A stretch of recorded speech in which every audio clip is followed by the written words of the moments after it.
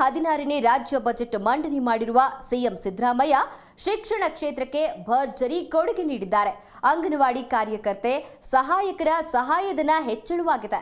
ಅತಿಥಿ ಶಿಕ್ಷಕರು ಉಪನ್ಯಾಸಕರಿಗೂ good news ಸಿಕ್ಕಿದೆ. ಇನ್ಮುಂದೆ ಶಾಲಾ ಮಕ್ಕಳಿಗೆ 6 ದಿನವೂ ಮೊಟ್ಟೆ ಬಾಳೆಹಣ್ಣು ನೀಡಲಾಗುತ್ತೆ. ರಾಜ್ಯ ಬಜೆಟ್ ಶಿಕ್ಷಣ ಕ್ಷೇತ್ರಕ್ಕೆ ಸಿಕ್ಕಿದೇನು? ಅಂಗನವಾಡಿ ಕಾರ್ಯಕರ್ತೆ ಸಹಾಯಕರ ಸಹಾಯಧನ ಹೆಚ್ಚಳ, ಅತಿಥಿ ಶಿಕ್ಷಕರು ಉಪನ್ಯಾಸಕರಿಗೂ ಗುಡ್ ನ್ಯೂಸ್.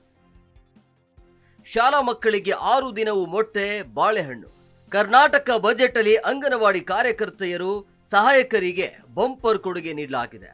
ಬಜೆಟ್ ಮಂಡಿಸಿದ ಸಿಎಂ ಅಂಗನವಾಡಿ ಕಾರ್ಯಕರ್ತೆಯರ ಮಾಸಿಕ ಗೌರವಧನ 1,000 ರೂಪಾಯಿ ಹಾಗೂ ಸಹಾಯಕಿಯರ ಮಾಸಿಕ ಗೌರವಧನ 750 ರೂಪಾಯಿಗೆ ಹೆಚ್ಚಿಸಲಾಗುವುದು ಅಂತ ಹೇಳಿದ್ರು. ಸರ್ಕಾರಿ ಪ್ರಾಥಮಿಕ ಮತ್ತು ಪ್ರೌಢ ಶಾಲೆಗಳ ಅತಿಥಿ ಶಿಕ್ಷಕರು ಮತ್ತು ಸರ್ಕಾರಿ ಪದವಿ ಪೂರ್ವ ಕಾಲೇಜುಗಳ ಅತಿಥಿ ಉಪನ್ಯಾಸಕರಿಗೆ ಬಜೆಟ್ನಲ್ಲಿ ಸಿಎಂ ಸಿದ್ದರಾಮಯ್ಯ ಶುಭ ಸುದ್ದಿ ನೀಡಿದ್ದಾರೆ. ಅತಿಥಿ ಶಿಕ್ಷಕರು ಮತ್ತು ಉಪನ್ಯಾಸಕರಿಗೆ ಪ್ರಸ್ತುತ ನೀಡಲಾಗುತ್ತಿರುವ ಮಾಸಿಕ ಗೌರವಧನವನ್ನ ತಲಾ 2,000 ರೂಪಾಯಿ ಹೆಚ್ಚಿಸಲಾಗುವುದು ಅಂತ ಅವರು ತಿಳಿಸಿದರು. ಜೊತೆಗೆ ಸರ್ಕಾರಿ ಶಾಲೆಗಳಲ್ಲಿ ಬಿಸಿಯೂಟ ತಯಾರಿಸುವ ಸಿಬ್ಬಂದಿಗೆ ನೀಡುತ್ತಿರುವ ಮಾಸಿಕ ಗೌರವಧನವನ್ನ ತಲಾ 1,000 ರೂಪಾಯಿ ಹೆಚ್ಚಿಸಲಾಗುವುದು ಅಂತ ತಿಳಿಸಿದರು. ಶಾಲಾ ಮಕ್ಕಳಿಗೆ 6 ದಿನವೂ ಮೊಟ್ಟೆ ಬಾಳೆಹಣ್ಣು.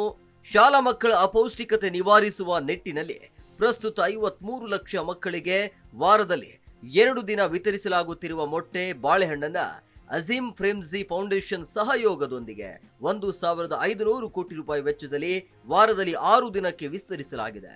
ಈ ಯೋಜನೆಯನ್ನ 2025-26ನೇ ಸಾಲಿನಲ್ಲಿಯೂ ಮುಂದುವರಿಸಲಾಗುವುದು ಅಂತ ಘೋಷಿಸಿದ್ರು.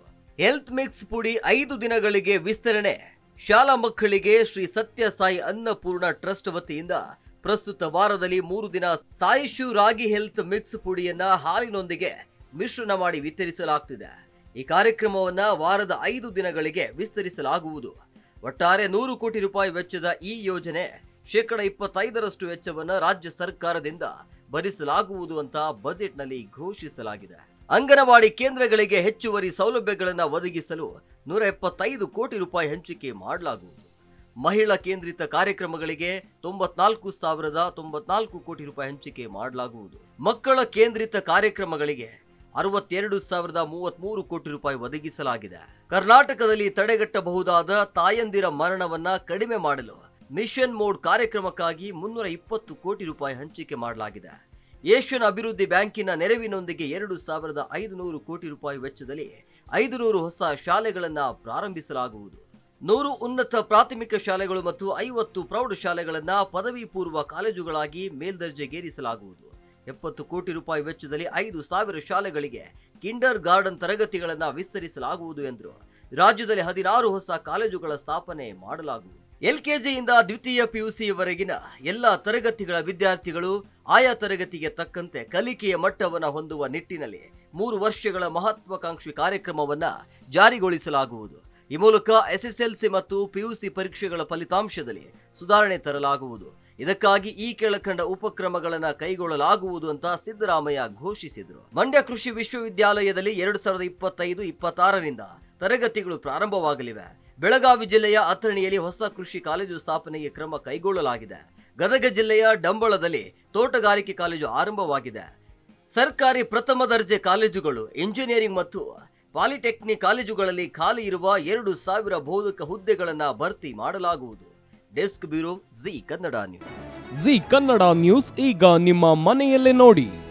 ಎಲ್ಲ ಕೇಬಲ್ಗಳಲ್ಲಿ ಈಗ ಲಭ್ಯ.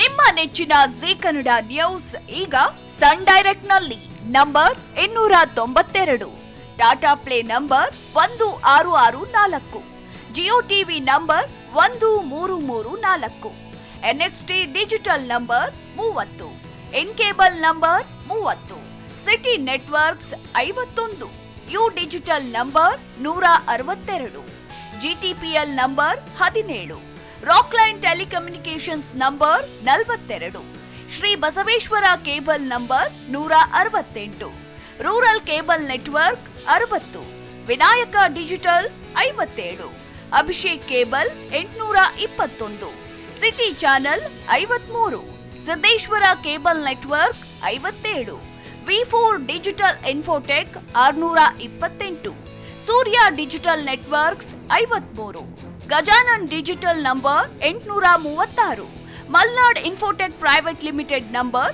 56, Metrocast number 830, victory digital number 167ರಲ್ಲಿ ನೋಡಿ ಆನಂದಿಸಿ.